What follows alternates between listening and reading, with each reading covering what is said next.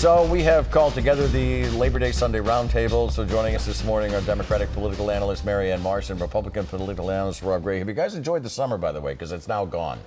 No one mourns the end. I'm counting on September for good weather. Good, there you go. I Good love golfing it. Extended weather. summer, yes, absolutely. All right, you just heard Kim Janey, and you've been listening to the mayoral candidate so far. We have one more next week. So how is she, because she was in the chair today, how is she handling the pressure of being acting mayor? Marianne, let me start with you. I don't think it's the pressure as much as it's the performance. And she has reacted rather than gotten in front of things. And Wu did a great job going through that litany, whether it's masks, vaccines, masks and casts. And largely of late, it's been in reacting to Andrea Campbell, who every day or week seems to be hitting her with something, and then she changes her policy. So with 9 days to go, she's been in a slide of late. She had a great performance today, but I'm not sure you can turn that around in 9 days. Rob, what do you think? I think she's fairly popular, but does that turn into permanent? I'm not so sure, because what we've seen is you get fed lots of problems every day when you're mayor. You know, mass and cast, the methadone mile, comments on vaccine, very controversial comments reacting to what the mayor in New York City did with vaccine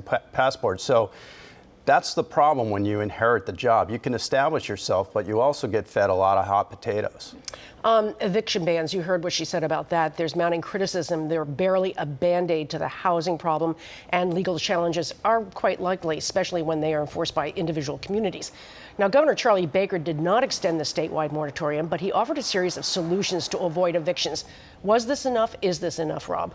Well, listen, the federal courts have ruled these moratoriums unconstitutional. Okay, so when cities do it, they're illegal. They just haven't been deemed illegal yet. And they're a terrible idea. There are landlords who are trying to pay their mortgage. They can't get any assistance. People need to pay their rent. There are plenty of jobs available now. People have been given plenty of aid during the pandemic.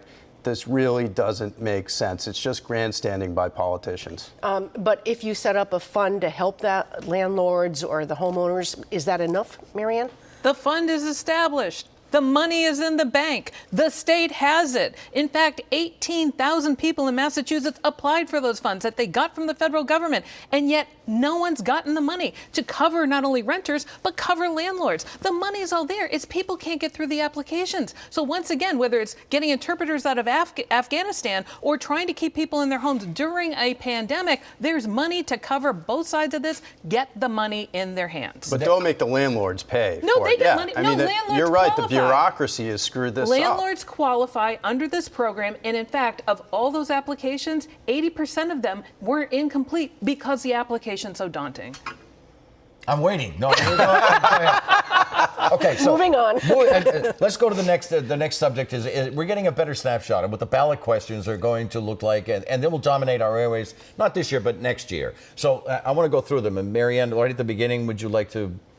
Well, I have some talented colleagues at my firm who will be doing the yes side of the Uber Lyft question there. I wanted to get that on the table, so we did. Okay, the first one is, should Uber and other app-based drivers remain independent contractors? Well, I don't have a position on it yet, but you know where the money's going to come from. I mean, when you look at it, it's Uber, Lyft, and labor on one side of that equation, and with the other question that I think is going to generate the most is the millionaires tax, because you got a lot of millionaires who don't want their taxes to go. Rob, what do you think about the Uber and the other app-based Well, I think drivers? that Marianne's smart not to take a position, and neither will I. And here's why: because there are 17 of these things approved right now. They still have to go out and get signatures and jump through all sorts of other hurdles, raise money.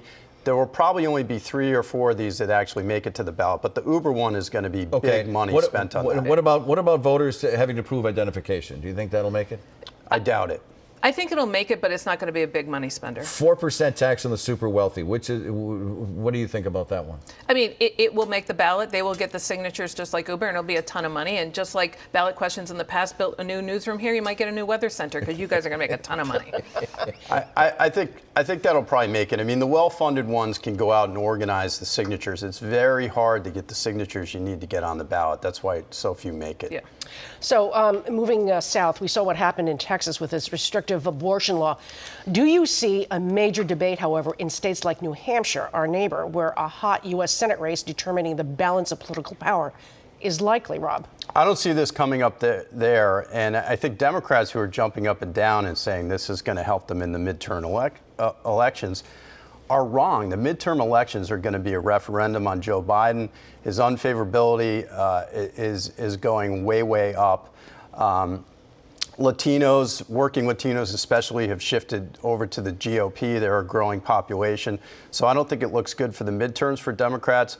They will certainly try and make this an issue in swing states. Abortion, New Hampshire, do you think it'll be an issue up there, It will Marianne? be the issue. Rob was on vacation when we talked about it a few weeks ago, but the fact is Governor Chris Sununu signed into law as part of the New Hampshire budget the most restrictive abortion regulations in this country before the Supreme Court ruling. And it denies a woman an abortion, even in the case of rape, incest, or fatal anomaly, which I screw up every time.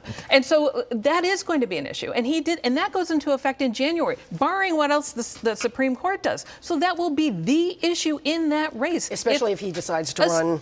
No matter what. No matter what.